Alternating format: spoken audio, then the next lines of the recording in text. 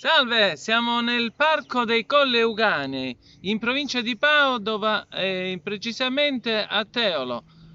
Qui ci troviamo proprio sotto la rocca Pendice, oppure la cosiddetta rocca di Speronella.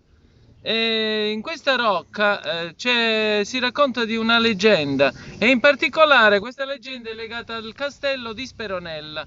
Oggi si ritrovano solo due mura, diciamo, i ruderi, ecco, di quello che fu un castello molto importante e strategico per il controllo del territorio. E questo castello addirittura risale, diciamo, all'epoca di Carlo Magno e fu dato in feudo ai vescovi di Padova. Ma i vescovi di Padova nel 1100, diciamo nel metà del XII secolo, dovettero lasciarlo a Federico Barbarossa. Federico Barbarossa lo dette poi in feudo al suo vicario pagano, che è forse di origine tedesche, di origine germaniche.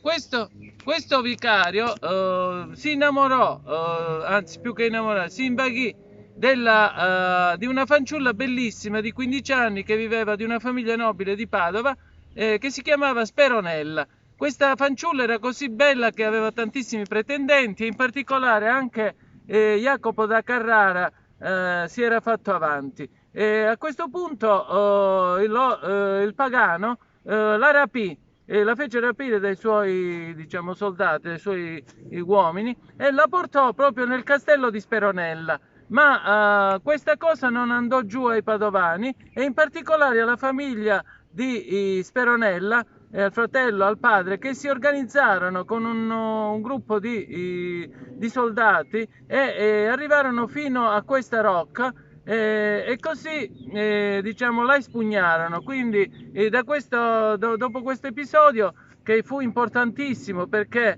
non solo uccisero il pagano, ma liberarono anche Padova da questi oppressori, quindi una forma di liberazione, e nello stesso tempo liberarono anche la ragazza. Questa ragazza poi, vabbè, crescendo ebbe 5 mariti, e alla fine lasciò in eredità tutto, in parte alla chiesa e in parte al figlio.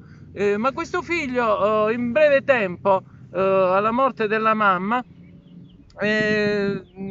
delapidò tutto il patrimonio. Quindi si racconta ancora oggi che diciamo si aggira nei pressi di questa rocca il fantasma di Speronella.